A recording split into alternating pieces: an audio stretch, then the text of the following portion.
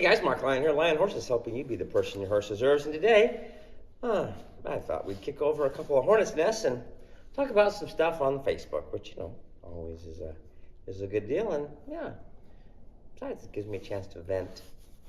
Anyway, there's been some posts going around on colt starting, and as a colt starter, I feel qualified to weigh in on the topic. And so yeah, we're going to go over some of the things that I've seen recently that have been spouted, and yeah, there's always a grain of truth in some of them, and then some of them, yeah, I'm thinking, yeah, not so much. So feel free to, yeah, weigh in on what you think I got right and what I got wrong, and yeah, get a little discussion going. Anyway, stay tuned. So I've seen this post shared, stolen, yeah, reiterated a few times. And I'm going to go over, yeah, what I think they got right and what I think they got wrong, and yeah, go from there. And it's the top things we hate to hear as colt starters. And I don't know if these are the top things I hate. I mean, sometimes they're actually, in my opinion, I think I actually like it when I hear that. But, there's also, sometimes they can be not true. In fact, I actually think when it's not true, that's when I actually don't like it. But yeah. Anyway, we're gonna go through these one by one. Things we hate to hear as colt starters. I would do it myself, but I just can't afford to get hurt. And of course, they're like, oh, and you think we can, and it goes on about that stuff. And look, I think it's perfectly reasonable. Look, I mean, can I cut down a tree? Yes, I can. Am I a professional at it? No. Can I afford to get hurt? No. Can I cut down? Yes, but I don't want to. Maybe it's the tree's in a little tricky spot or whatever. Yeah, I don't want to get hurt. I probably could. It might take me longer, and I think you could do a better job. That's why I hired a professional. I think that's a perfectly legitimate thing to say. Well, I would do it myself. In fact, if the horse trainer wasn't there, I bet they would. So, perfectly legitimate to me. I do not take offense when somebody says that. Number two, I would do it myself. It's just I don't bounce like I used to. 100%. I mean, I can tell you as a old colt starter, I don't bounce like I used to. I used to get on stuff that I would take pause now. And so yes, as you get older, more out of shape, less athletic, yeah, you don't bounce as well as you used to. You should probably find somebody that's more in shape. It's like, look, yes, you could do it yourself, but this person is better suited for the job. So I personally do not feel at all like that's bad. But yeah, and look, we're as professionals, colt starters, we don't bounce very often because we don't get bucked off. So Number three, I don't need all that fancy stuff. I just need someone to ride the bucks out for a few rides. And of course, they're like, oh, you'll need to find a different program.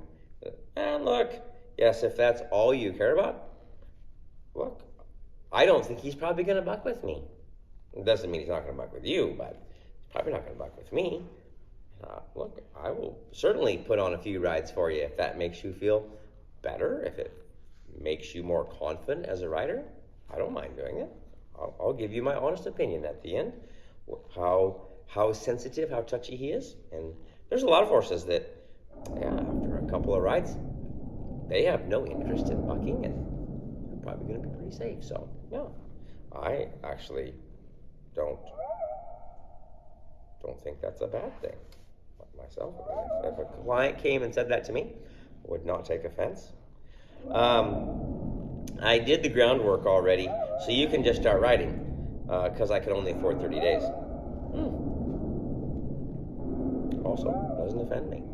No problem. Now, am I going to just take your word for it, flap saddle on there and climb on? Nope. I am going to do a little groundwork. Check it out. But it's also not going to take me very long. Like if you've done all the groundwork on your colt and it's good, it's going to take me about 45 minutes.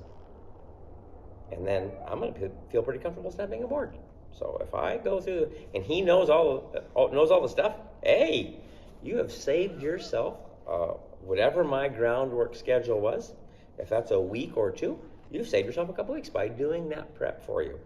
I do not, does not hurt my feelings at all. I like it when the horse comes in and is pretty respectful of the flag, but not scared of it. And he knows how to, you can blanket him a little bit. That's all really good stuff. If he's decent on the ground, the groundwork is good. Oh man, plus, I like it. I can get a little bit more done riding your horse if he comes to me in his groundwork is good. So actually, I think that's good. Now, sometimes their version of groundwork and my version of groundwork is a little different, and so sometimes they think it's pretty good, and as I go into it, I figure, you actually gonna need you actually got a couple of spots you missed right here, and so we're gonna need to polish those up a little bit before we get on. But hey, it's most of the time it's they haven't done anything, they haven't taught the colt a bunch of bad stuff. So yeah. Okay, that was 4. The 30-day one. Thank you for trying to prepare your colt, but we do not offer 30-day colt starts, as it's just not enough time for your colt to get a foundation built that will last when you take him home. I disagree. I ride the colts as long as the owner wants me to. Now, I will recommend the longer you leave your colt, the better it's going to be when you pick him up. But if you only have enough money for 30 days, I will be happy to ride your horse for 30 days. If you want to ride for a week, be happy to ride it for a week. My job as a trainer is to do the best job for the horse and for you. You're the one paying the bill. You bring me a horse, I'm going to do the best job for the horse, and I'm going to do the best job for you. Now, I'm going to tell you, the longer you leave it, the better it's going to be. And there have been times when somebody's brought me a horse for 2 weeks or a month, and I ride it, and they show up, and maybe they come and ride with me a couple times, and they're not very good rider. And I said, this horse is going to need a little bit more support than you're ready to give, and so maybe you should leave him a little longer. But that is up to them. It's their horse. It's their money. So yeah, I do recommend a little bit longer, but yeah, we'll catch it in this next one too. Number 5, I'm a super novice rider, and I can't wait to start riding my first 2-year-old. Is 60 days enough? Depends on the horse, man. Depends on you. When you say novice, are you talking about novice cross-country rider? Or are you talking about novice rider that's only ridden a handful of times, right? There's a big difference there. And then this post says, no, it's not. Even the quietest colts need time to build a solid foundation that won't crumble. I mean, they do need time. How much time? 60 days. I would think that would be generally for the quietest colt. 60 days is enough for me and my training. It might not be for this person and their training, but for me, 60 days is normally pretty good. For a gentle, quiet, wants to get along colt, that's generally pretty good for them. And then, of course, it says, it takes time for skills to become concrete and for horse to be confident making up for mistakes of novice riders. And that's just true. But so are you going to guarantee that 90 days is good? 120 days is good? They'll tell you, a lot of colt riders I know, we don't do 36, we only do 60 or 90 days. Okay. Why? Well, we don't believe 30 days is enough. Okay, are you going to guarantee the 60 days or the 90 days or the 120 days? Oh, well, no, we're not going to guarantee those either.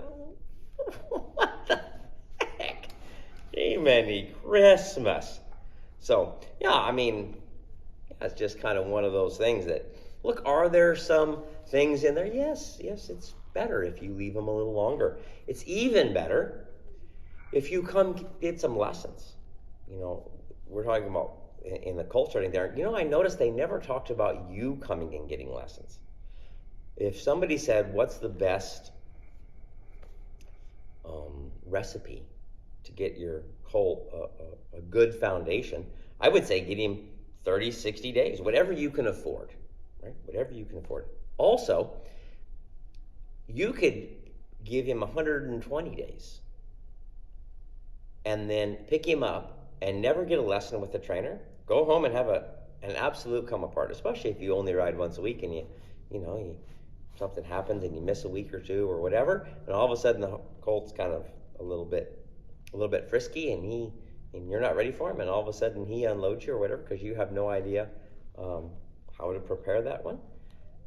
Or you could put, let's say, 30 days or 60 days, but you come over twice a week and get a lesson. I think that would, in a lot of cases, that's going to give you and your horse a way better success rate than dropping it off with the trainers and picking it up 120 days later and going, oh, hope this works. So, like I say, if there's pros and cons of, and some people can't afford to come out or they can't afford to take time off to come out and get a little lesson a couple times a week. But yeah, if you're wanting to get your colt started, find a good colt starter. And I can tell you, there's a lot of them that use, and I'm going to tell you, I think 30, 60, 90 days, 120 days is better. The longer, the better. Also, if it's taking you more than 2 weeks to get on one, you're not a very good colt starter. You're just not. There's, not that you're a bad colt starter, but there's a lot of guys that can do it with absolutely no problems on a regular basis without them bucking in a week or less. So if it's generally taking you longer, that you're a bad colt starter, but I wouldn't call you a good colt starter. So yeah, if you're going to do this for a living, you need to be able to do it put a good start on a horse in at least a month. I think if you need, for me, if you bring a horse to me in a month, it's going to walk, trot, lope, outside, in a pasture, where they can't see the fence, stop, back up, side pass, pivot on both ends, drag a log, crack a whip. They're gonna be good. They're gonna do some trail obstacles, go over a bridge, go through water. That's all things that they're gonna be able to do in 30 days. Now that does not mean that a person that's an absolute amateur is going to be able to get that horse to do it, but I'm going to be able to do it. And if the horse is pretty quiet, pretty easygoing, the amateur will also be able to do it. Now if the horse is pretty stingy, a little cut and bred, cow bred, a little touchy horse, yeah, it might take a little bit more feel to get that horse to do that. But yeah, if you on the average, that's what I would expect for a horse with 30 days on it. And like I say, it's going to be better if you leave him a little longer, but a year is also better. 2 years is better. 5 years is even better, but not everybody has enough money to leave him for 5 years. So at some point, we have to say, this is how much money I have, and this is how much money I'm willing to spend. So for me, I ride him as long as the client wants me to. I recommend longer. I recommend it's better. But if the person only has a couple, 3 weeks, look, that's all they have. So anyway, just my 2 cents on it. You can, comment what you think of it. Like I say, I can tell you the experiences that I've had starting a few thousand horses that's been my experience. So anyway, hope you guys have a good one. Catch you later.